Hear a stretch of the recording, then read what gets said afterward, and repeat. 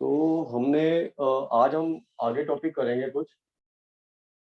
तो सबसे पहले हम पढ़ेंगे कि इक्वालिटी ऑफ मैट्रिसेस क्या होता है, और फिर हम पढ़ेंगे कि ऑपरेशन ऑन मैट्रिसेस हमें कैसे करने हैं। राइट। तो सबसे पहले हम पढ़ेंगे इक्वालिटी ऑफ मैट्रिक्स।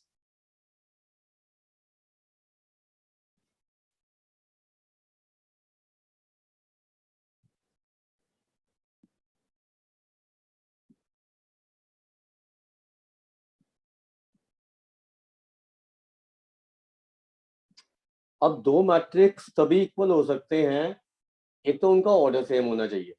ठीक है, अगर दो मैट्रिसेस का ऑर्डर सेम नहीं है तो वो इक्वल नहीं हो सकते। तो हमारे पास मान लो दो मैट्रिक्स हैं। इफ ए, मान लो एक मैट्रिक्स है ए आई जे,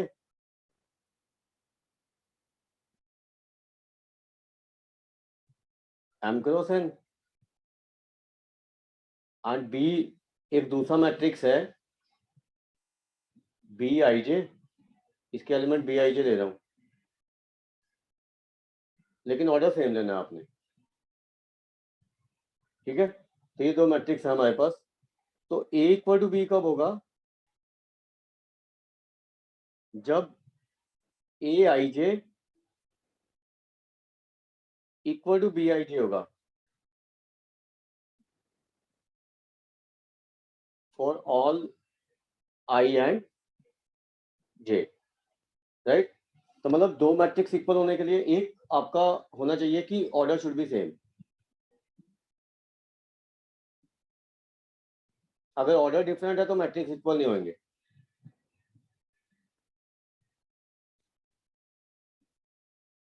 राइट। तो अब इसके ऊपर क्वेश्चन पूछे जाते हैं आपको। अब क्वेश्चन कैसे हो सकते हैं वो हम एक दो क्वेश्चन डिस्कस करेंगे। जैसे मान लो आपको ये निकालना है, एक क्वेश्चन लिख लो,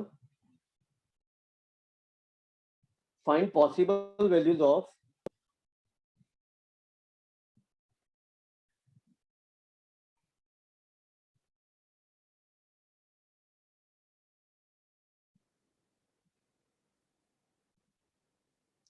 ए बी एक्स वाई। ये कुछ क्वेश्चन असाइनमेंट के ही हैं, तो जब मैं असाइनमेंट भेजूंगा तो उसमें भी मिलेंगे ये आपको। ठीक है, सच दैट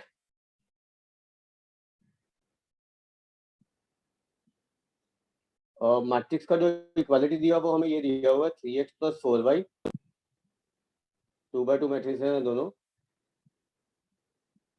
6, उसके बाद a माइनस टू बी नीचे है a two 1 and x minus 2y। और ये इक्वल टू दिया हुआ है आपको 2 B square plus B, 5 and 4। Right. तो इक्वालिटी ऑफ मैट्रिक्स से आपका करोगे, मैंने आपको बताया कि A I J equal to B I J होना चाहिए। मतलब इसका ए वन वन इसके first element B one one से इक्वल होना चाहिए, इसका A one two B one two के इक्वल होना चाहिए एंड सो ऑन। तो आप पहले इक्वेशन बना लोगे। जैसे मान लो आपने ये लिख दिया। ठीक है, तो by equality of matrix 3x plus 4/2 होगा।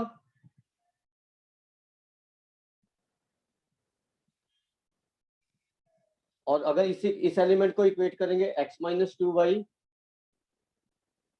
और 3x प्लस 4/2 होगा और x माइनस 2/4 होगा ना। तो इनको साइमल्टेनियसली सॉल्व करके आप x और y का वैल्यू निकाल सकते हो। Yes sir. Yes sir. वो निकाल लो पहले, एंड देन आपको क्या करना है, इसको भी इक्वेट करना है बी स्क्वायर प्लस बी को 6 से। तो B square plus B equal to 6, ये क्वाड्रेटिक है, यहां से बी की वैल्यू निकाल लो पहले। राइट। क्वाड्रेटिक को सॉल्व करके बी के मिडिल टर्म सब्ट्रैक्ट करो और इसको बी की वैल्यू निकाल दो। एक आपके पास इक्वेशन आ जाएगी a minus 2b equal to 5। जब b की वैल्यूज आ जाएंगी यहाँ पे पुट करके a की वैल्यूज निकालो। अब मुझे बताओ कि क्या क्या वैल्यूज आ रही, ये अपने आप से निकालो।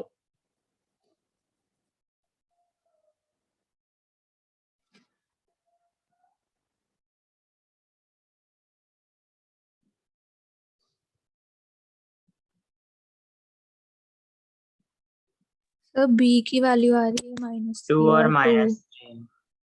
बी की 2 वैल्यूज आ रही है ना? यस सर, सर 2 और -3 एंड 2। -3। हाँ -3 एंड अच्छा 2 राइट -3 एंड 2। है।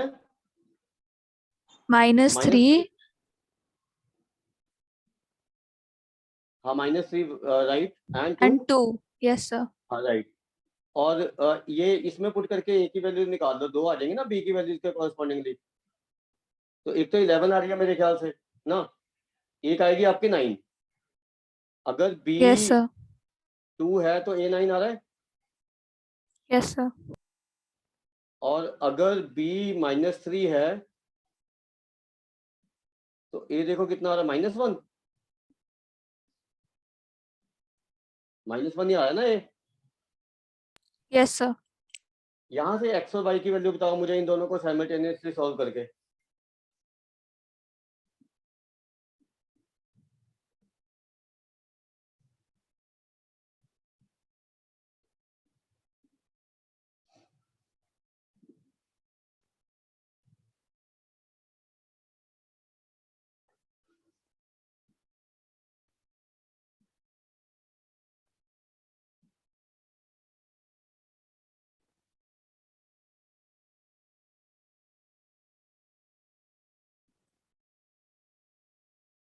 आई एक्स और वाई की वैल्यू। सर एक सेकंड हो रहा है। हाँ हाँ करो शाबाश। सर y की वैल्यू -7/6 है। नहीं नहीं ध्यान से करो जरा, दोबारा देख एक बार। वाई की देख रहा वैल्यू हूँ सर। -1 रहेगी, देखो जरा।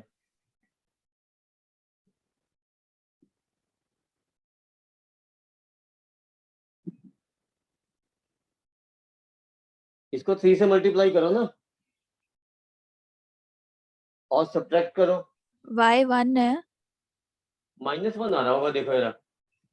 नो सर, दोनों साइड माइनस है ना, तो फिर माइनस माइनस कट जाएगा। ये प्लस हो जाएगा ना 4y -6y जो होगा, तो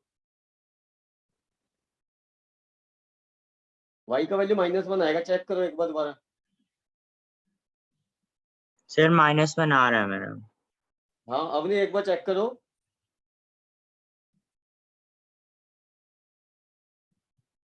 y -1 है और x का वैल्यू फिर आपका 2 आ जाएगा, हाँ राइट? जी सर, हाँ जी। हाँ सर। ठीक है ना।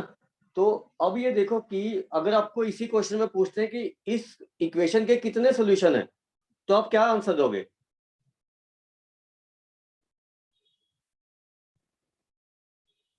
सर मतलब सारे आंसर लिख देंगे और इफ करके कि अगर b की वैल्यू ये है तो ये इसमें ये हो अब जाए। तो टोटल नंबर ऑफ सॉल्यूशन कितने होंगे इसके? 2। ठीक है, वो कैसे लिखोगे? x2 y -1 b2 a9। एक ये सॉल्यूशन हो गया ना, 4 वैल्यूज।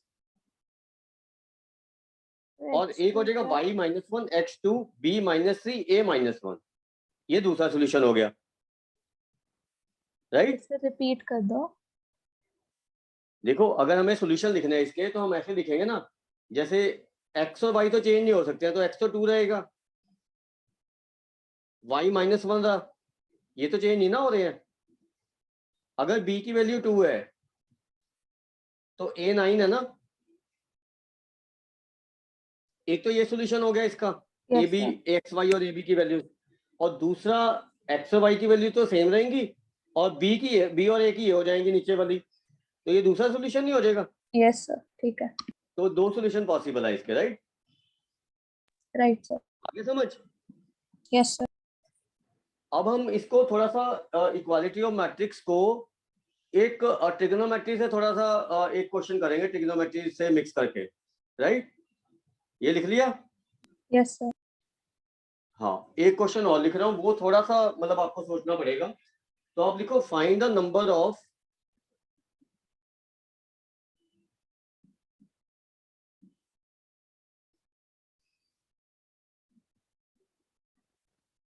ordered pair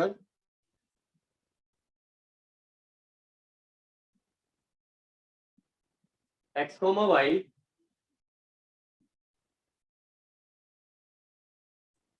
इसमें एक्स वाई का रेंज दिया आपको 0 to 2 pi.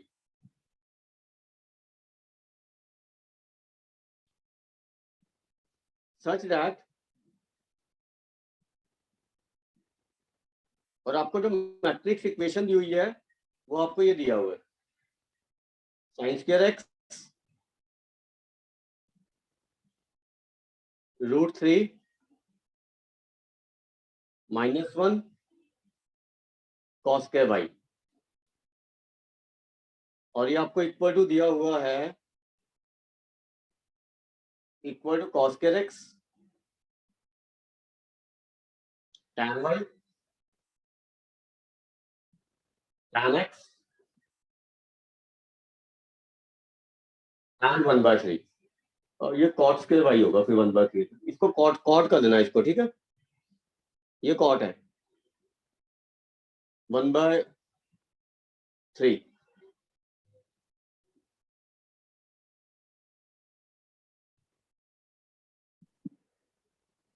Sir value degrees में दे सकते हैं हम?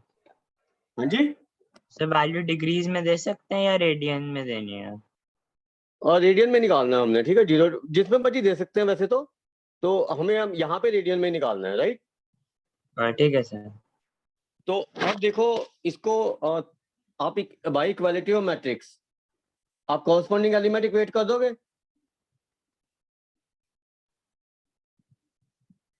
तो आपके पास ये इक्वेशन बन जाएंगी ना, sine square X equal to cos square X √3 equal to tan पाई। ऑर्डर पे समझते हो ना क्या होता है? Yes sir. जैसे आप सर एक्स की कोऑर्डिनेट वैल्यू ज्योमेट्री में 2/3 पाई है। एक्स की 2/3 पाई कैसे आ जाएगी? सर tan 120 माइनस होता है ना, -1। बच्चे tan x तो -1 है ना, फिर तो आपको 0 to 2 पाई में ये इक्वेशन में tan x -1 देखना कहाँ पे आएगा?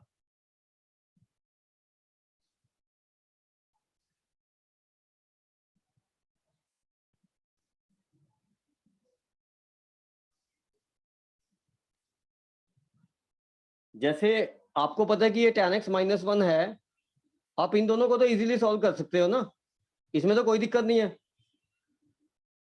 अगर tan x -1 है तो कौन से क्वाड्रेंट में लाई करेंगी वैल्यूज?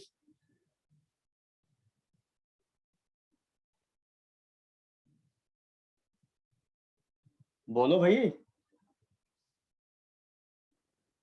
tan x नेगेटिव कौन कौन से क्वाड्रेंट में होता है? सर नेगेटिव किस में होता है? हाँ, tan x पहले तो देखो, ये आपने ये सॉल्यूशन तो इनके तो निकाल सकते हो ना इजीली, इन दोनों के, तो इसको बाद में देखेंगे दोनों को। सर सेकंड और फोर्थ में नेगेटिव होता है। अब सेकंड में अगर tan x -1 है तो x का वैल्यू क्या होगा?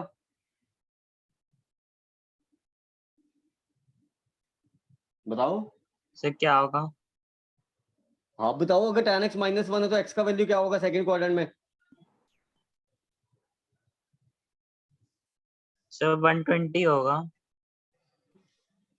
बच्चे 120 कैसे आ जाएगा? 120 पे तो tan 180 -60 करोगे तो -tan 60 नहीं आएगा, वो -√3,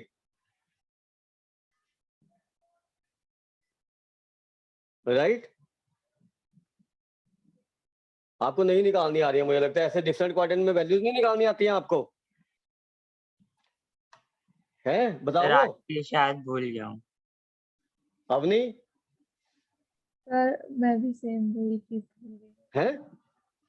शायद सर आती होंगी बट मैं भूल गई हूँ, एक बार रिवाइज करना पड़ेगा। हाँ, उसको अब देखो कि आपको ये पता कि कौन से क्वाड्रेंट में कौन सी ट्रिग्नोमेट्रिक रेशियो पॉजिटिव होती है, कौन सी नेगेटिव होती है। Yes sir, all STC.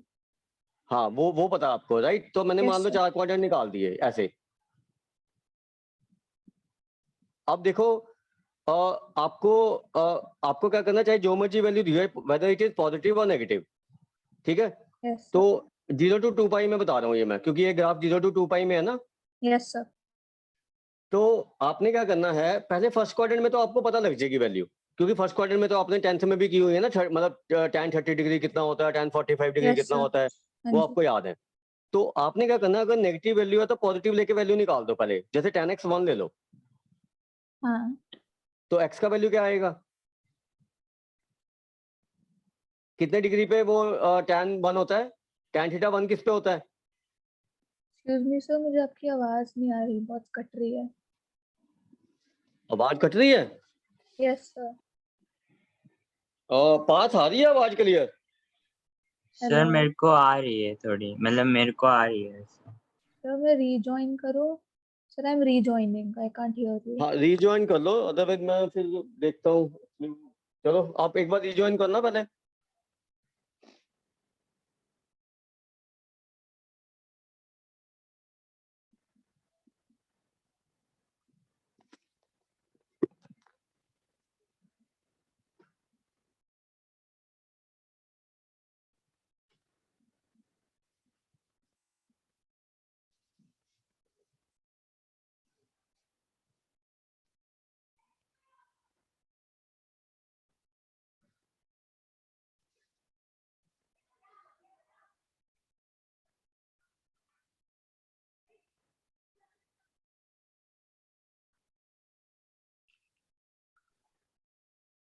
Hello.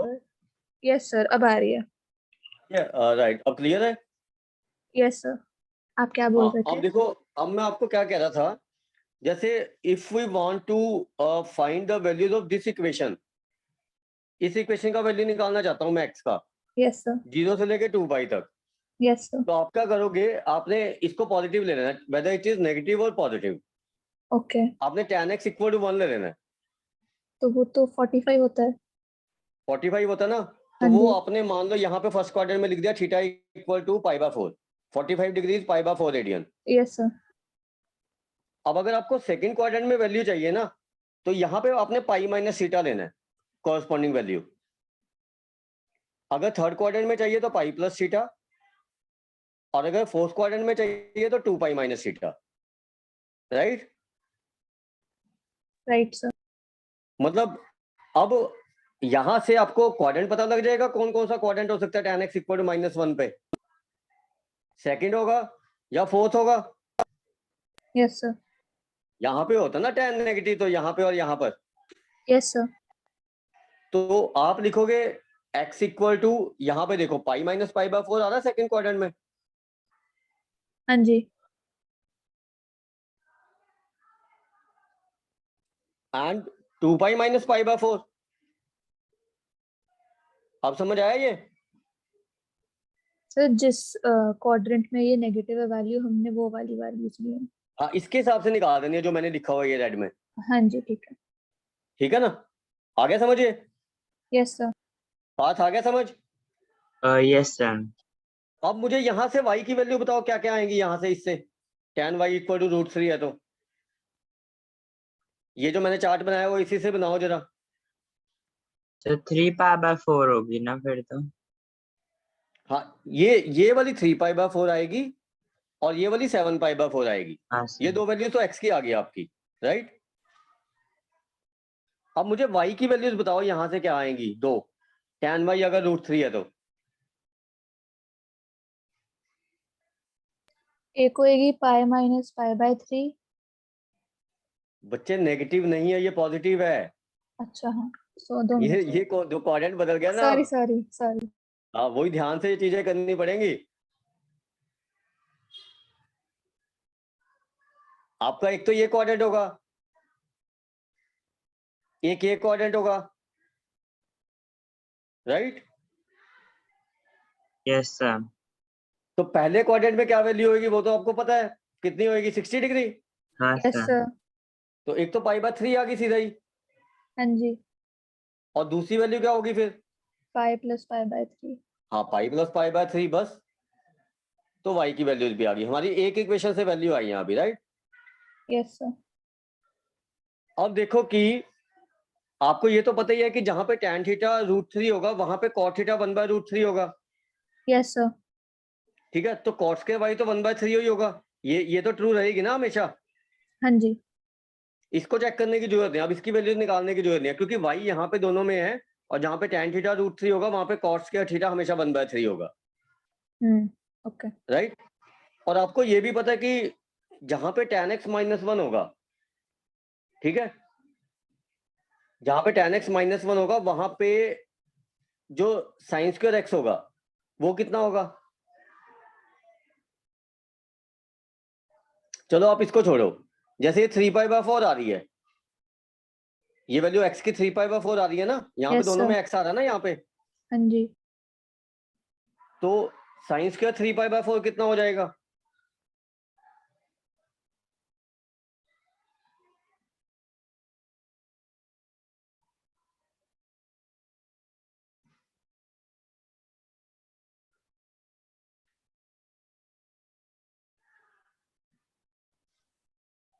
So 135. Value बताओ मुझे sin स्क्वायर 135 की।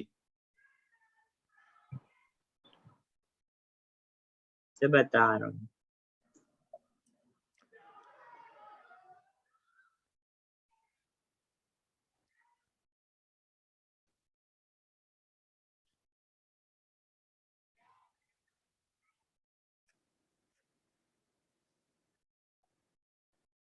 या आप ये π-π/4 ही पुट करके देख लो, क्योंकि ये 3π/4 तो π-π/4 ही था ना।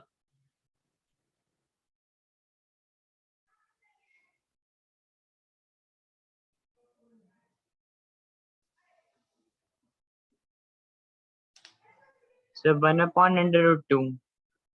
उसका स्क्वायर भी करोगे? हाँ सर, तो हो जाएगा 1/2. 1/2 आ गया, और cos स्क्वायर π-π/4 सर सेम ही है वो। सेम ही आ रहा है, मतलब x पे π-π/4 पे ये इक्वेशन ट्रू रहेगी। हाँ सर। सर हाँ जी बोलो। हम बिना वैल्यू ढूंढे भी तो जो सीधा एक्सप्रेशन है वो भी तो डाल सकते हैं।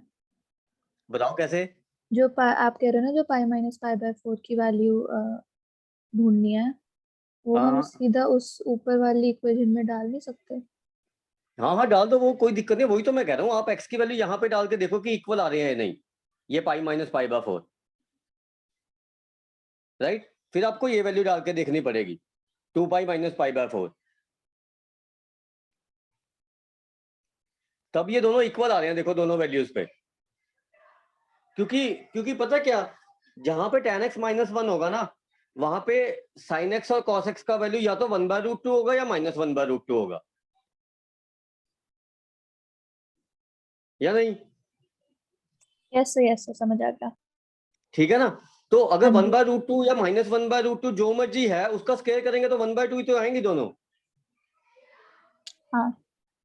ठीक है ना। या फिर अल्टरनेटली आप क्या कर सकते हो, x की वैल्यू यहाँ पे पुट कर दो π - π/4, sin 180 - थीटा आपका sin थीटा होता है, हाँ जी.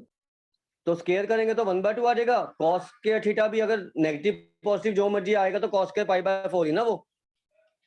ओके सर, ये वाला भी तो ज्यादा ऐसे 2π इजी में है. से 2π और π में चेंज नहीं ना होती है चीजें, हाँ जी. तो ये दोनों वैल्यूज इसको भी सेटिस्फाई करेंगी। अब बात आती है कि हमारी y की दो वैल्यूज आ गई और x की दो वैल्यूज आ गई, राइट। Right sir. ये y की दो वैल्यूज आ गई, x की दो वैल्यूज आ गई, तो how many ordered pairs are possible? हमें तो नंबर ऑफ ऑर्डर्ड पेयर निकालने थे ना। मेरे पास x की दो वैल्यूज हैं, y की दो वैल्यूज है, तो ऑर्डर्ड पेयर कितने बनेंगे? 2। Yes sir. अरे परमुटेशन कॉम्बिनेशन नहीं की। अगर x की मैं मान लो 3π/4 लेता हूं, तो y की दो वैल्यूज नहीं होंगी, उसके कॉरस्पॉन्डिंगली दो ऑर्डर्ड पेयर नहीं बन जाएंगे उससे, और इससे भी दो बनेंगे 7π/4 से, तो 4 बनेंगे ना टोटल। बट अच्छा, हाँ ठीक है सर. ओके. बच्चे ये देखो, x की x, यस सर, y आ गया लिखना है, सर. तो मैंने x की वैल्यू 3π/4 ली पहले, राइट। तो y की π/3 आ जाएगी इसके साथ, फिर x की 3π/4 दोबारा ली, तो y की ये भी तो आएगी 4π/3, ये वाली वैल्यू, या नहीं? आएगी सर. और ऐसे ही ये जो x की वैल्यू है ये वाली, इस पे भी दो ऑर्डर पेयर नहीं बन जाएंगे इसके साथ, y की दो वैल्यूज के साथ? 7π/4 के साथ भी दो ऑर्डर पेयर बनेंगे ना, π/3 एंड 4π/3, यस सर. तो टोटल ऑर्डर पेयर आर 4। आया समझे? Yes sir. हाँ, तो ये ध्यान से करनी है चीजें, राइट। ठीक है सर। हाँ, तो ये समझ आ गया अब चीज? यस सर, आ गया. नोट डाउन कर लिया ये? सर बस 2 मिनट। हाँ, तो ऑर्डर पे बेशक मैं लिख देता हूँ, ये 7π/4 के साथ भी है, π/3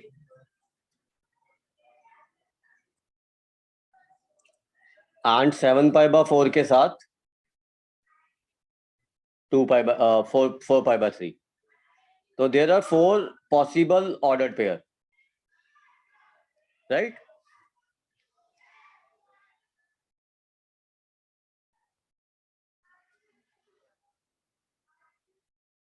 सर आ गया समझ कि हाँ, अलग हाँ, आ गया अलग ना? पेज में यस सर, हो गया। ऑर्डर्ड पेयर तो 4 बनेंगे ना, क्योंकि if there are 2 values of x and 2 values of y are there, then ordered pair are 2 into 2, right?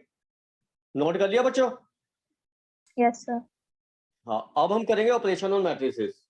Next topic है हमारा ऑपरेशन ऑन मैट्रिसेस।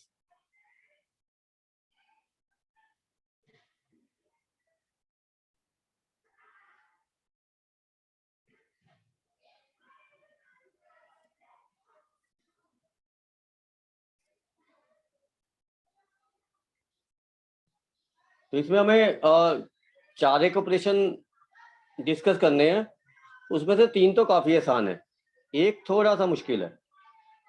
तो इसमें हमने क्या क्या डिस्कस करना है? एक तो multiplication of a matrix by a scalar. Scalar होता है कोई भी रियल नंबर।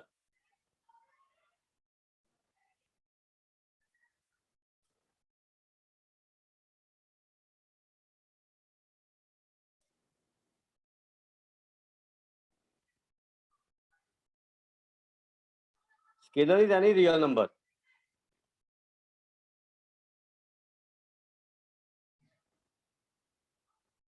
उसके बाद सेकंड ऑपरेशन है हमारा addition of 2 matrices.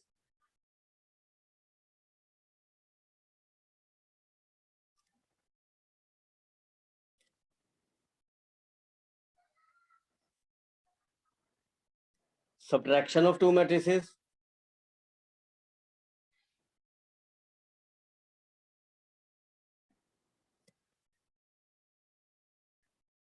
And multiplication of 2 matrices.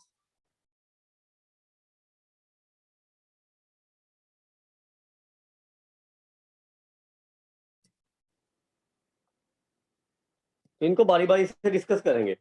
तो सबसे पहले हम पहला ऑपरेशन देखेंगे कि हमें अगर किसी मैट्रिक्स को किसी स्केलर के साथ मल्टीप्लाई करना तो क्या होगा। तो बेसिकली क्या है कि जैसे मान लो मेरे पास कोई मैट्रिक्स है ए,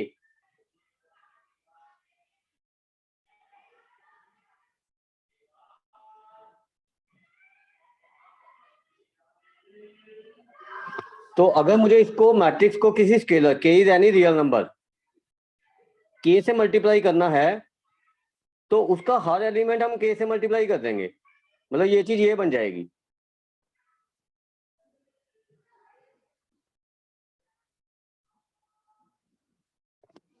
इसका मतलब क्या हुआ कि मान लो मेरे पास कोई मैट्रिक्स है ए, ये एग्जांपल है।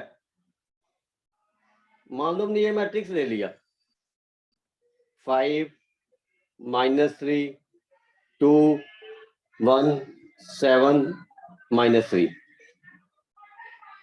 तो मुझे 5a निकालना है।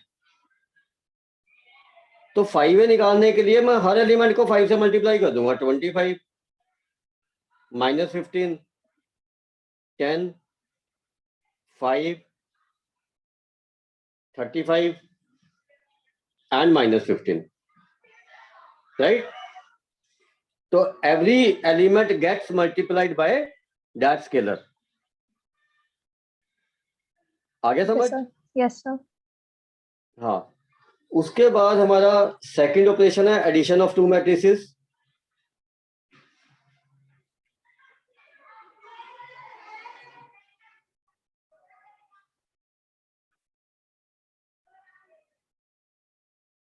एक तो ये ध्यान रखना कि हम 2 मैट्रिक्स को तभी ऐड कर सकते हैं जब उनके ऑर्डर सेम है, राइट?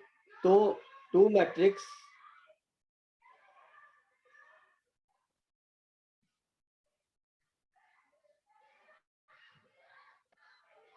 आर कंफर्मेबल, बच्चों को कैसे, एक मिनट रुको जरा,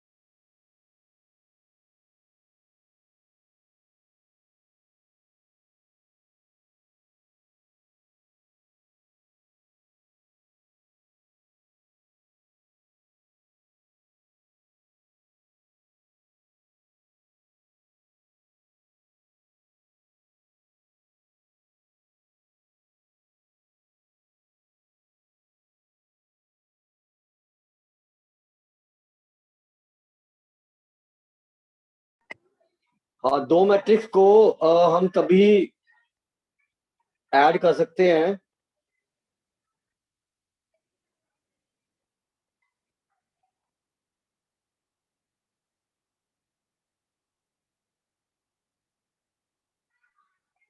if order is same, otherwise हम ऐड नहीं कर सकते उनको, राइट।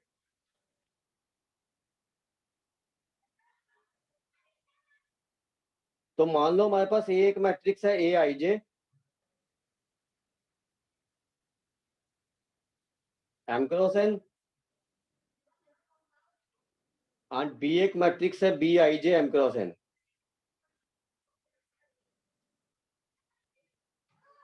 तो जब हमने ऐड करना है ना, तो इनके कॉरस्पॉन्डिंग एलिमेंट ऐड कर देने आपने, मतलब ए प्लस बी जो होगा ना, वो हमारा ये बनेगा A I J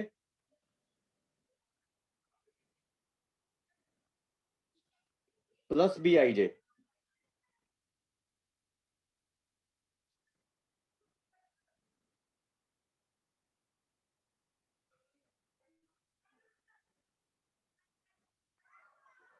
M cross N, right. तो आपने क्या करना है, कॉरस्पॉन्डिंग एलिमेंट को ऐड कर देना। Okay sir. ठीक है, तो इसका एक एग्जांपल करेंगे, पहले ये लिख लो और फिर इसकी प्रॉपर्टीज करेंगे। लिख लिया सर। लिख लिया। हाँ जी।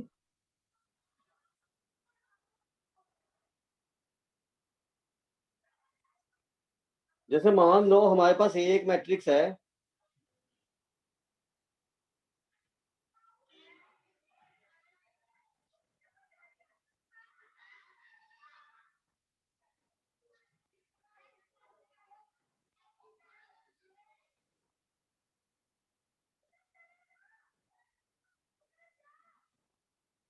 और बी इज अनदर मैट्रिक्स,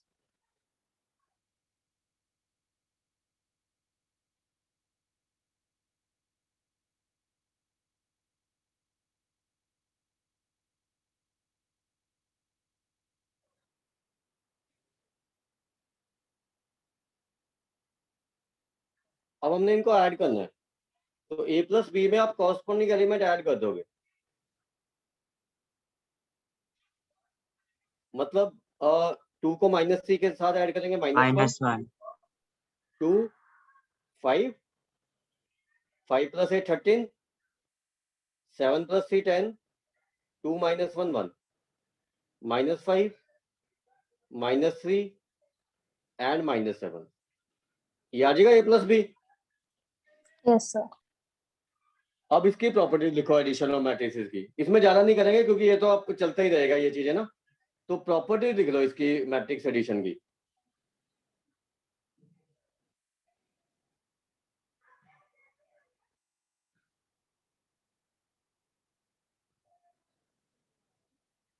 आपने कभी क्लोजर लॉ पढ़ा है किसी चीज में, किसी ने? क्या? सर क्या? क्लोजर लॉ रियल नंबर वगैरह में, नेचुरल नंबर वगैरह में पढ़ा कहीं पे सर क्या पढ़ा? है? सर आपको क्वेश्चन समझ नहीं है, आप कह रहे हो क्या पढ़ा रियल नंबर नेचुरल नंबर में? सामने स्क्रीन पे देख मैं क्या लिख रहा हूँ। हाँ सर ये पढ़ा क्लोजर प्रॉपर्टी। क्लोजर लॉ क्या होता है पता है किसी को?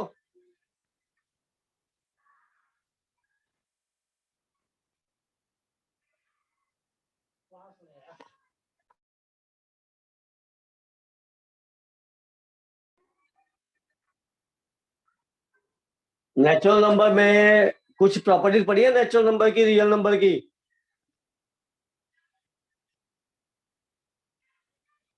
हाँ सर ये सर। सिंपली वही नहीं है? होता कि मतलब जो भी हम ऐड या मल्टीप्लाई कर रहे हैं वो नंबर ही होता है प्रोडक्ट, मतलब हाँ आंसर। मतलब सही सही है, आपने सही बोल रहे हो।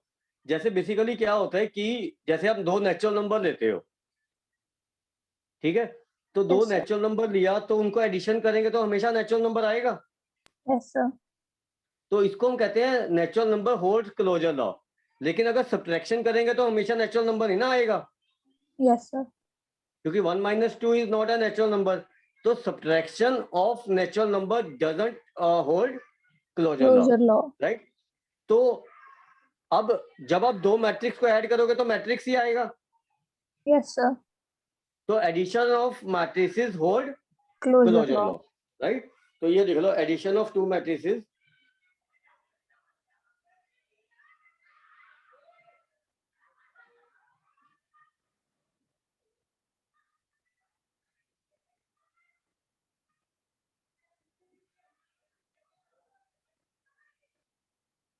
और इसके साथ लिख लेना because addition of two matrix is a matrix,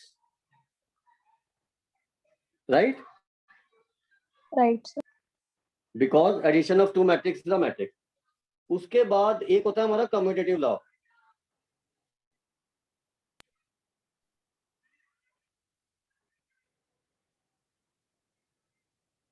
तो closure law multiplication of matrices में भी अप्लाई करता है ना? नहीं, नहीं। ओके। क्योंकि ये भी हमेशा बी ए के इक्वल नहीं आएगा। वो जब मैं मैट्रिक्स की प्रोडक्ट सिखाऊंगा ना आपको, तब मैं बताऊंगा क्यों नहीं होता वो, ओके। राइट? अच्छा नहीं, क्लोजर लॉ होल्ड करेगा, सॉरी, कम्यूटेटिव लॉ नहीं होल्ड करेगा। Closure law will hold for matrix multiplication also, okay. Right? लेकिन कम्यूटेटिव, वो मैंने सोचा आप कम्यूटेटिव लॉ पूछ रहे हो, ठीक है, क्लोजर लॉ होल्ड करेगा। ओके। अब आपको पता है कि A plus B equal to B plus A होगा। कम्यूट का मतलब होता है इंटरचेंज करना। तो A plus B equal to B plus A होगा, तो ये आपका कम्यूटेटिव लॉ भी होल्ड करेगा, right? Right sir.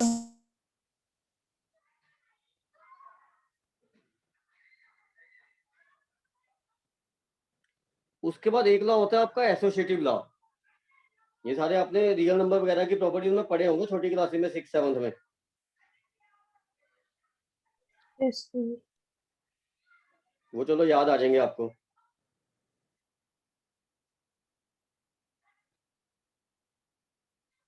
Associative law में देखो ये चीज हमेशा ट्रू रहेगी।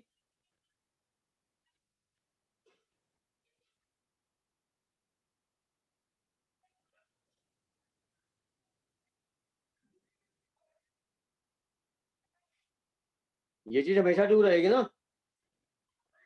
Yes sir. तो ये एसोसिएटिव लॉ भी होल्ड करता है, राइट? Yes sir. एक आपने एडिटिव आइडेंटिटी की होगी रियल नंबर वगैरह में।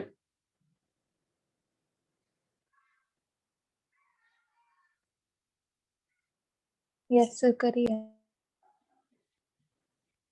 जैसे रियल नंबर में जो एडिटिव आइडेंटिटी होती है वो 0 होती है। Yes sir. मतलब एडिटिव आइडेंटिटी क्या होता है कि जिसको ऐड करने पे कोई फर्क ना पड़े,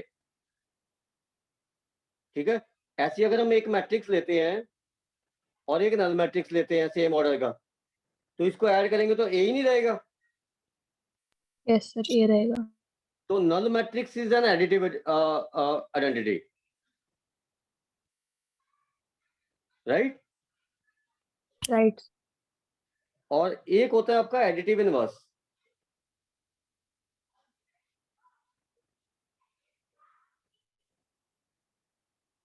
एडिटिव इनवर्स क्या होता है?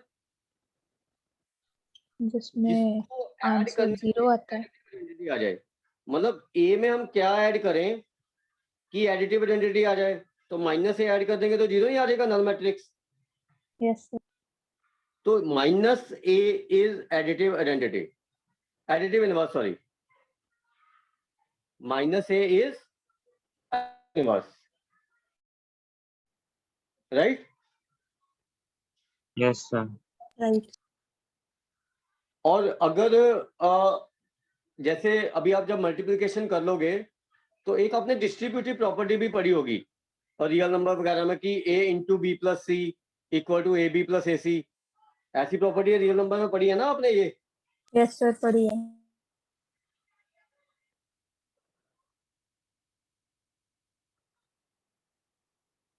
रियल नंबर में तो ये ट्रू होता है, a into Yes, B sir. Plus C equal to A into B plus A into C. But matrix में जो एडिशन होता है ना, that is not distributive over other operations, right? मतलब sir the identity you've written here is not true for मतलब जैसे matrices. मान लो ये चीज निकालना है मुझे,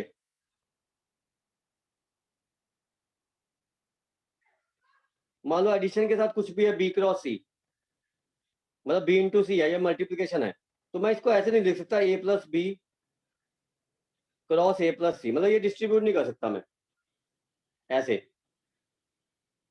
ये इक्वल नहीं आएगा। Okay. तो it is not distributive over other operation, right? Yes, sir. और सिमिलरली हम सब्ट्रैक्शन करेंगे, ये लिख लिया। Yes, sir. लिखिए। सब्ट्रैक्शन में भी सेम ही होता है, तो वो फटाफट से करेंगे।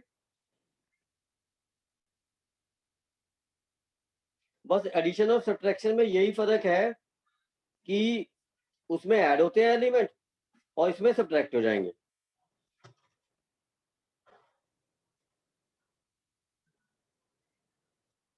मतलब इसमें हमारा a माइनस बी जो होगा ना, वो हो जाएगा A I J minus B I J M cross N. तो इसमें मैं ज्यादा नहीं बताऊंगा आपको ना, क्योंकि ये तो सिंपल ऑपरेशन है, जैसे एडिशन है वैसे ही सब्ट्रैक्शन है, राइट? मल्टीप्लिकेशन हमने सीखनी है डिटेल में, और ये ध्यान रखना दो मैट्रिक्स को हम डिवाइड नहीं कर सकते हैं, राइट? डिवाइड नहीं कर सकते। ओके। नहीं, दो मैट्रिक्स को हम डिवाइड नहीं कर सकते, सिर्फ मल्टीप्लाई का ऑपरेशन होता है इस पे। तो सब्ट्रैक्शन बस इतना ही है और कुछ नहीं है। सब्ट्रैक्शन में बस जैसे हम एडिशन करते हैं उसमें सब्ट्रैक्ट कर देंगे बस एलिमेंट्स को, ओके।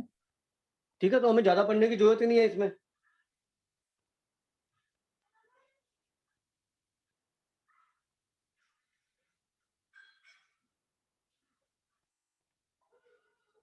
इसको ध्यान से सीखना आपने मल्टीप्लिकेशन को, राइट? ओके तो सर। सबसे पहले तो हम दो मैट्रिक्स को मल्टीप्लाई कब कर सकते हैं? मान लो मेरे पास ए एक मैट्रिक्स है,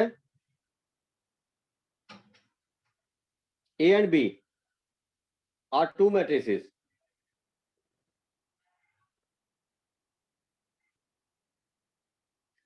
then AB is defined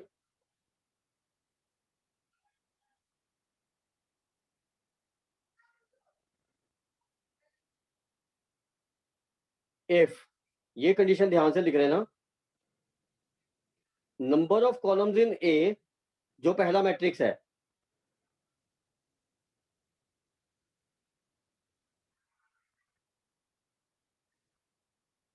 equal to number of rows in B होगा। तो अगर ये कंडीशन सेटिस्फाई करेगी ना, तभी आपके मैट्रिक्स का प्रोडक्ट पॉसिबल है, अदरवाइज वो पॉसिबल नहीं है, राइट? Yes sir. अब मान लो आपका ए का ऑर्डर है m बाय n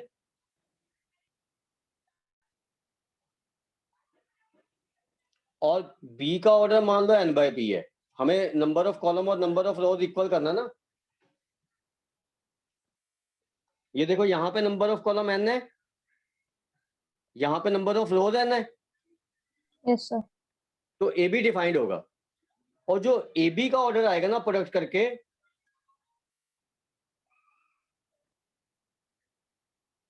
वो आपका आएगा m बाय पी, एन खत्म कर देना बीच में से, राइट। तो if A is of order m by n, b is of order n by p, then ab is of order m by p। ठीक है सर, गॉट इट। ठीक है, इसको हम a को इसमें कहते हैं प्री फैक्टर, मतलब मल्टीप्लिकेशन में a is called pre factor,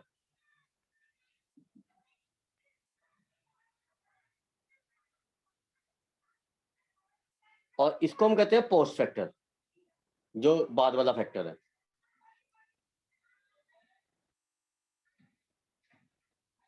right. Yes sir. तो पहले हम एक क्वेश्चन में मैट्रिक्स का प्रोडक्ट देखेंगे कैसे करना हमने, और देन हम इसकी प्रॉपर्टीज करेंगे, ठीक है। तो एक तो ये ध्यान रखना कि जो मैट्रिक्स का प्रोडक्ट होता है ना, that is always row by column.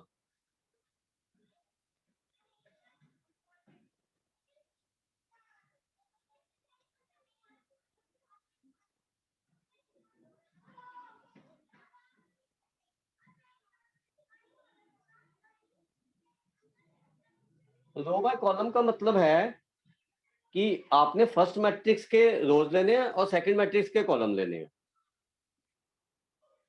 Right. Yes sir. और ये लिख लिया। यस सर, लिख लिया। अब देखो पहले हम एक क्वेश्चन में देखेंगे कि प्रोडक्ट करना कैसे है। तो उसके लिए मैं एक एग्जांपल ले रहा हूं। मान लो हमारे पास ये है,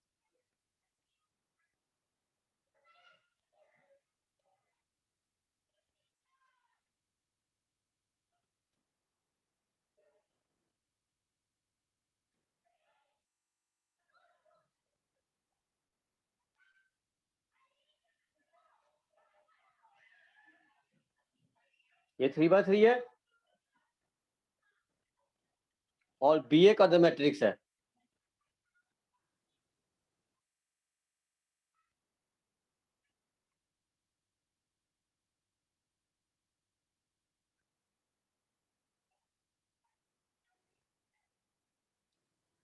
इसका ऑर्डर कितना है? 3/2। 3/2। अब देखो whether matrix product is possible A B? No, क्यों? क्योंकि अच्छा नहीं, ठीक है सर। इसके कॉलम कितने हैं? 3। 3 है, और 3 है। इसके रोज कितने हैं? 3। वो सर मैंने दोनों के आगे आगे वाला देख लिया था, 3 उसका भी और उसका भी, इसलिए। और whether B is possible? No sir, sir 3/3 हाँ, नहीं होना चाहिए। नहीं नहीं, हमें तो ए बी निकालना ना, ए बी तो डिफाइंड है ना। रोज एंड कॉलम्स इक्वल होना चाहिए। Number of columns in A equal to number of rows in B नहीं है? यस सर, आ गया समझ। ए बी तो डिफाइंड है ना। Path, yes sir, A B तो डिफाइंड है बच्चे, ठीक है sir. But B A is not defined, क्योंकि बी ए लेंगे तो बी 3/2 हो गया और ए 3/3 है, तो इसमें इक्वल नहीं ना ये। Number of column in B is not equal to number of rows in A B is defined but B A is not defined, not defined. Right. Sir तो अब हम वही मल्टीप्लाई करेंगे जो रोज एंड कॉलम्स इक्वल है। हाँ हाँ, तभी मल्टीप्लाई कर ही सकते हैं, तभी अदरवाइज कर ही नहीं सकते हम। नहीं, वो तो समझ आ गया। ठीक है ना, अदरवाइज आप मल्टीप्लाई नहीं, matrix can not be multiplied by multiplied then. Okay, और तो मल्टीप्लिकेशन करना कैसे है वो देख लो बस एक बार। जैसे मान लो ये लिख लिया हमने ए बी को, इसी ऑर्डर में लिखना, हमने ऑर्डर चेंज नहीं करना, ये ध्यान रखना। ऑर्डर इंपॉर्टेंट होता है इसमें प्रोडक्ट में।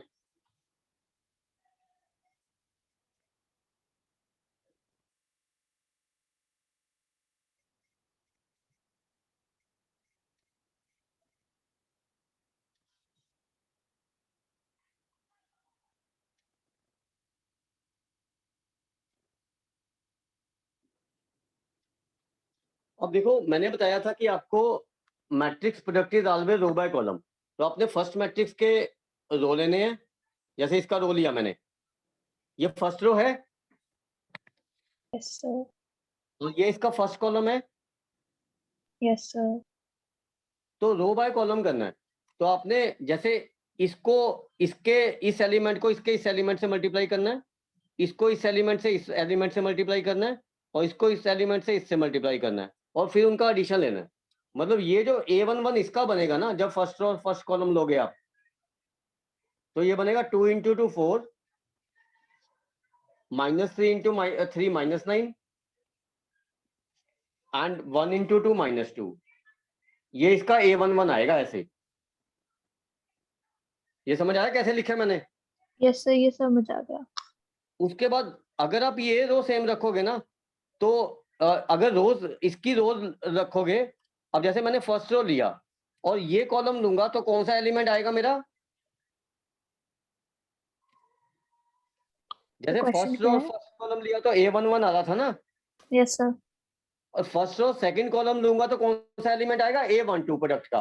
A12। तो 2 × -1 -2, ऐसे प्रोडक्ट करना है ऐसे, -3 × 5 -15। तो सर अब ऐसे ही फिर हम जो अगली दो रोज है उनको ऐसे ही करेंगे जैसे फर्स्ट रो हाँ, को। उनको भी ऐसे ही करेंगे। जब हम सेकंड रो फर्स्ट कॉलम लेंगे तो 14 + 15 +4, और सेकंड रो सेकंड कॉलम लेंगे तो -7 + 25 -14।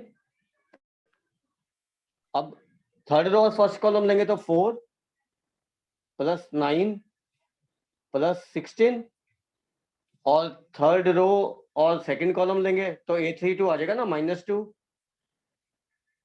+ 15 -56। ये समझ I product? Yes sir. Yes sir. अब ये देखो इसका ऑर्डर क्या आ रहा है, 3/2 आ रहा है। Yes sir. तो ये देखो मैंने आपको बताया था ना, जो प्रोडक्ट का ऑर्डर आएगा M/P आएगा, M3 है और P2 है ना, यस सर। तो वही ऑर्डर आ रहा है। देखो भाई, इनको सॉल्व करके लिख देंगे लास्ट में, मतलब पूरा सॉल्व करना है आपने। जैसे ये बनेगा आपका -7 एंड ऑल, राइट? ओके। ऐसे ऐसे आपने प्रोडक्ट करना है, राइट? तो आप प्रैक्टिस तो अपने आप से कर सकते हो इस चीज की, क्योंकि ये एक बार समझ आ गया फिर तो प्रैक्टिस ही रह जाएगी। तो मैं क्वेश्चन दूंगा तो आपको प्रैक्टिस हो जाएगी, okay sir. Right? Right sir. उसके बाद फटाफट से हम इसकी प्रॉपर्टी डिस्कस कर लेते हैं।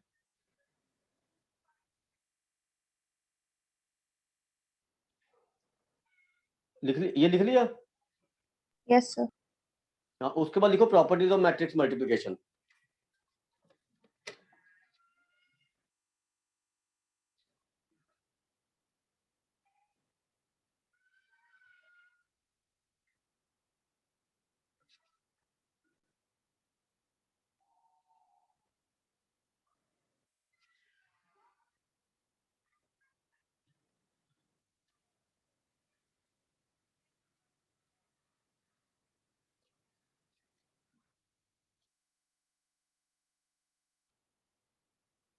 देखो ये आपका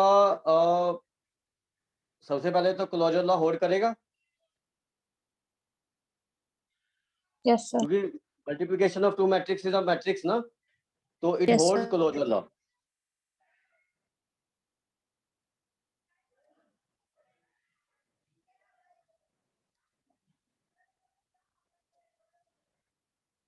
it doesn't hold commutative law.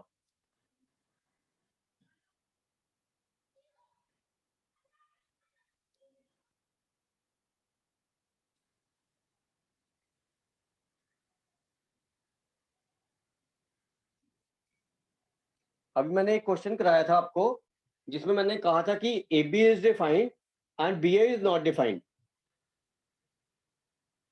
Right? तो कम्यूटेटिव लॉ डज तो नॉट कम्यूटेटिव अप्लाई। कैसे करेगा? क्योंकि AB हमेशा BA के इक्वल होना चाहिए था ना उसमें। Yes sir. तो यहाँ पे आप ब्रैकेट में लिख सकते हो, it is even possible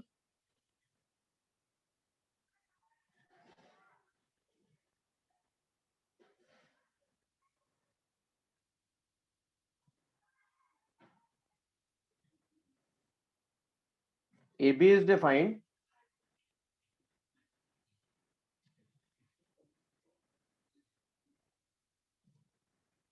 and BA is not defined, right. Right sir. तो वो होल्ड नहीं करेगा। इसमें एसोसिएटिव लॉ होल्ड करता है provided that all the products are defined. मतलब मैट्रिक्स प्रोडक्ट में आप ये ले सकते हो,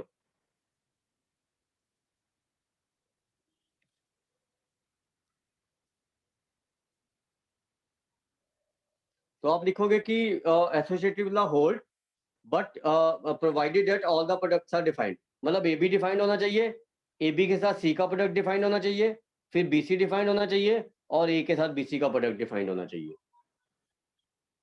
provided that all the products are defined, right. Right sir. उसके बाद इसमें ना आप ये नहीं कर सकते मैट्रिक्स प्रोडक्ट में। मतलब जैसे आपको ए बी इक्वल टू ए सी दे दिया,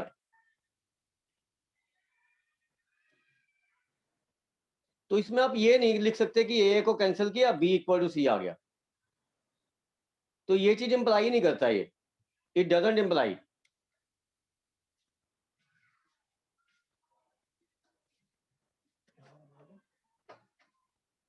ठीक है, ओके सर।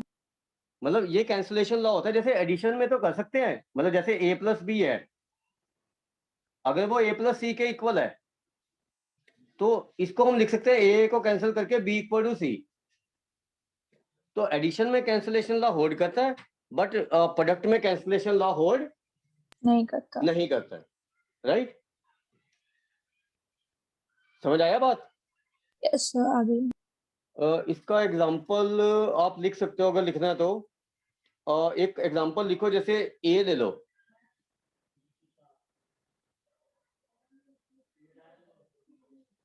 अगर मान लो ए आपके पास है 1 -1 2 -2, कॉमा बी है आपके पास 4 5 3 3,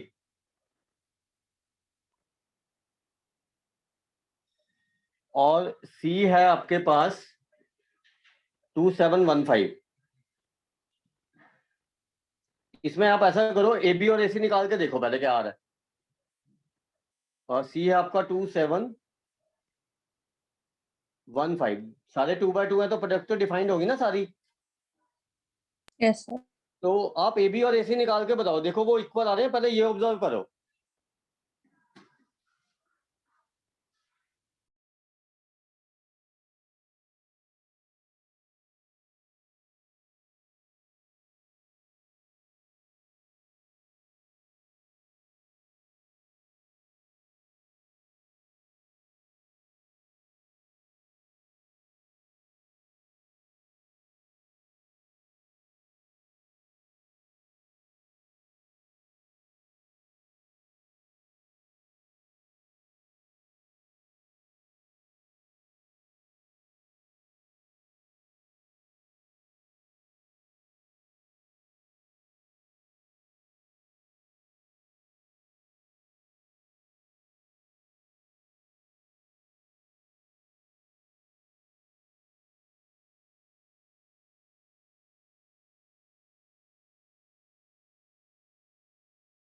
सर ए बी और बी सी निकालना है ना।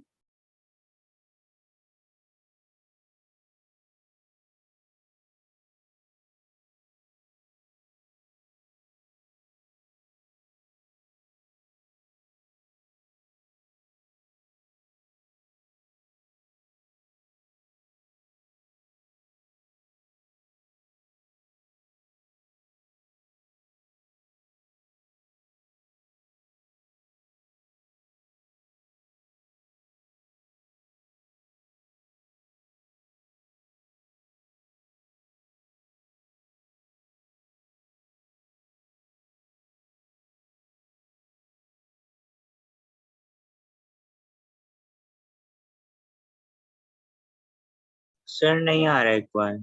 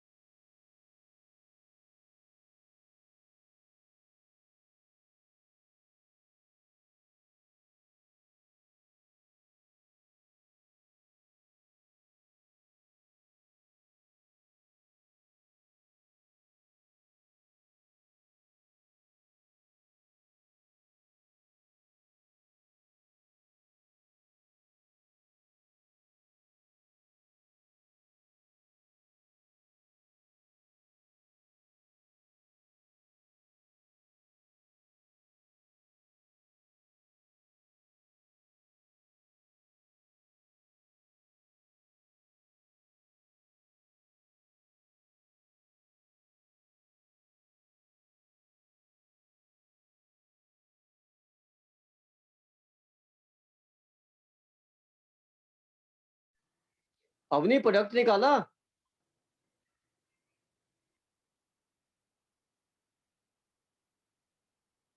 हेलो,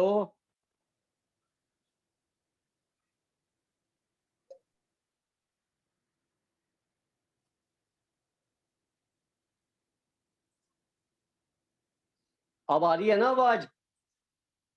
हाँ सर अब आ रही है। हाँ, वो पहले मेरे से माइक ऑफ हो गया था। अब बताओ, आपने ए बी निकाला? हाँ सर। ये देखो, ये आ रहा है, ये चेक करो, ये जरा 1 2 2 4 आ रहा है, ये चेक करो। हाँ सर एक सेकंड। आ रहा है? सर एक वैल्यू शायद गलत आ रही है, एक सर, वो कौन चेक सी कर गलत रहा आ हूँ, रही है बाकी बताओ? तो सही। यस एक बार सर। चेक कर लो दोबारा जो गलत आ रही है। सर निकाल अवनी, ये लिया आ गया प्रोडक्ट। आपका? हाँ जी सर आ गया। एसी निकाला है? AC 2 minute sir. एसी भी निकालो, वो भी सेम आ रहा होगा, देखो जरा 1 2 2 4। यस सर सेम आ रहा है। पाथ आ गया सेम? हाँ सर। यहाँ पे देखो ए B equal to A C है, बट बी और सी थोड़ी इक्वल है। अगर ये नो इक्वल सर। होते तो कॉरस्पॉन्डिंग एलिमेंट सेम होते ना। Yes sir. तो ये हमारी प्रॉपर्टी जो मैंने अभी लिखवाई थी, वो हमें पता लग गया कि A B equal to A C है, but B is not equal to C. Yes sir आ गया समझ। तो यस सर। इससे पता लग रहा है ना कि we can not cancel same term on the both side of the product, yes sir. Right? तो चलो, बाकी प्रॉपर्टीज हम नेक्स्ट क्लास में करेंगे, अभी मेरी क्लास है एक्चुअली 7:20 पे ना, ओके राइट? सर। तो बाकी प्रॉपर्टीज मैं आपको नेक्स्ट क्लास में करवा दूंगा, ठीक है?